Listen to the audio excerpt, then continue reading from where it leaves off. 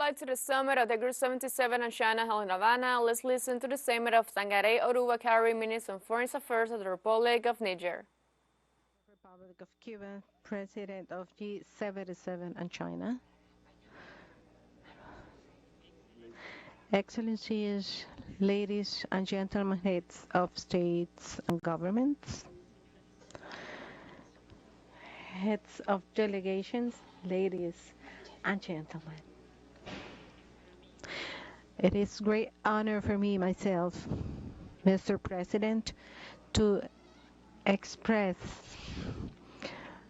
and convey the greetings from Abdurrahman Tari, President of Safeguard Committee and Heads of State from my country.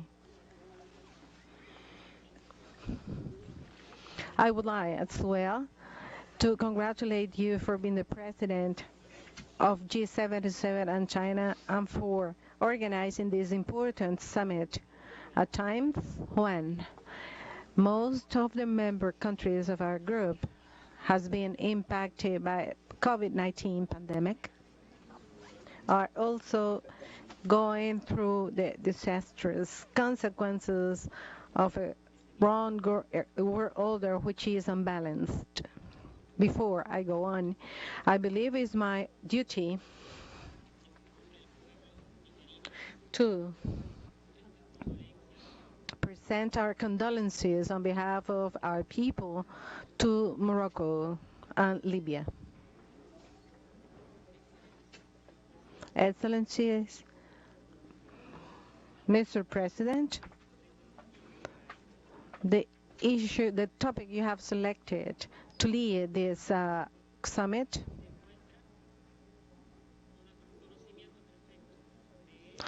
shows that you are in perfect knowledge of the challenges we have in our time. We are not to deny that new technologies of information and communication are fundamental to achieve sustainable development goals. For that reason, my delegation supports all initiatives which are trying to achieve that science, technology, and innovation might be a development instrument. I also endorse the proposal to declare September 16 as the International Day for Science, Technology, and Innovation in the South.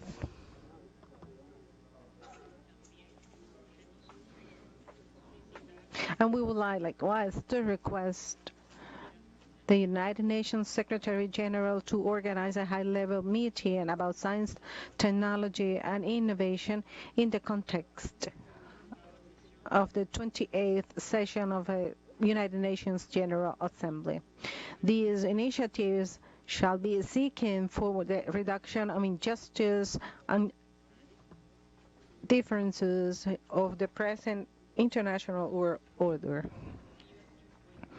Mr. President, the coercive measures that have been imposed to independent nations in our group are a dimension of this unfair treatment that main powers exert upon our countries. The people of Cuba, which is receiving here in this nation, that has been for more than 60 years under this economic blockade, is one of the most relevant examples about these problems.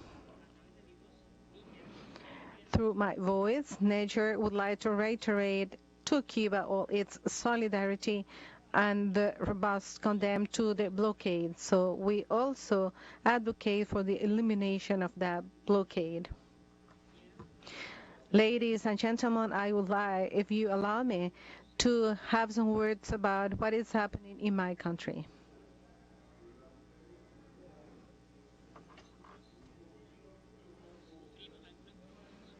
We have been under some kind of actions by some armed forces that have been leading our countries to actions of endangerment of our safeguard in our nation, and and also of disrespect to the lives of our main leaders. And these have brought about a misunderstanding in our region. For that reason, some of the sanctions that have been implemented by the Western African Committee have been also considering some threatening position against my country. Since July 30, 2023, those sanctions have been implemented against our country, and also international entities, including the United Nations, have been given place to these actions because the people of Niger made the decision to get from this unbalanced situation in the country. For those who are in doubt of the possibility of Niger to be emancipated from this relation that was in our country for years, we can confirm here that that situation has get to an end.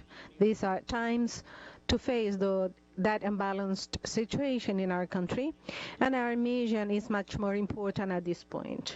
Ladies and gentlemen, we are to analyze today that the three countries in the borders in that area are key for international situation.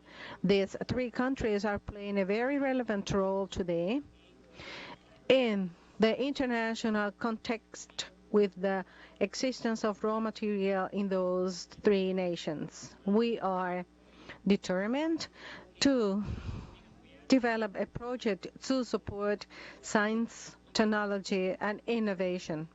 We would like to invite investors to go to Israel to reinforce South-South cooperation. My delegation on behalf of the people and the government of Niger would like to thank the people and the government of Cuba for the hospitality that have been shown to us since the very moment we arrived in Havana. Long live South-South cooperation, long live G77 and China. Thank you so much. Thank you very much.